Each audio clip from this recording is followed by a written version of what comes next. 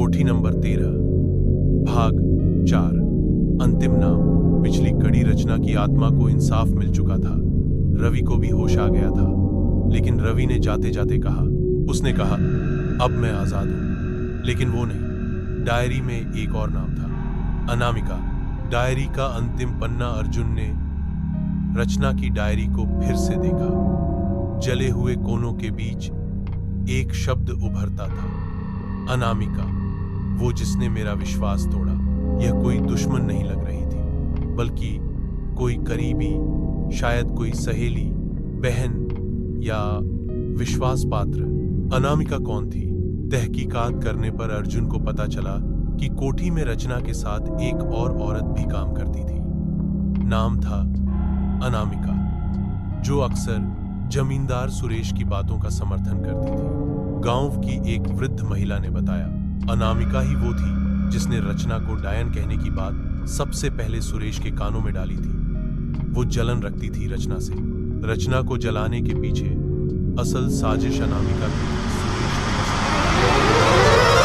रात को अर्जुन के सपने में रचना की आत्मा आई, अब शांत, मगर आंखों में एक करुणा। तुमने मुझे न्याय दिलाया, पर मेरी पीड़ा की जड़ वो थी जिसकी मैंने रक्षा की थी, जो मेरी बहन जैसी थी।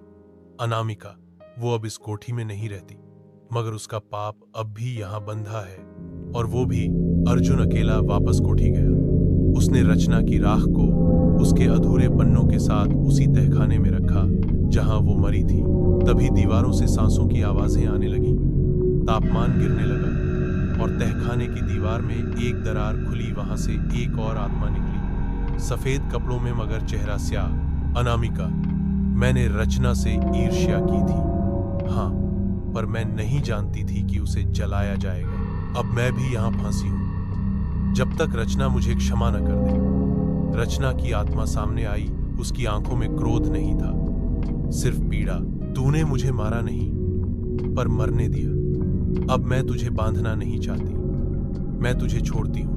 और उसी पल कोठी के अंदर एक तेज रोशनी फैली, हवा रुक गई और दोनों आत्माएं एक साथ गायब हो गई। उस रात के बाद कोठी नंबर 13 हमेशा के लिए शांत हो गई।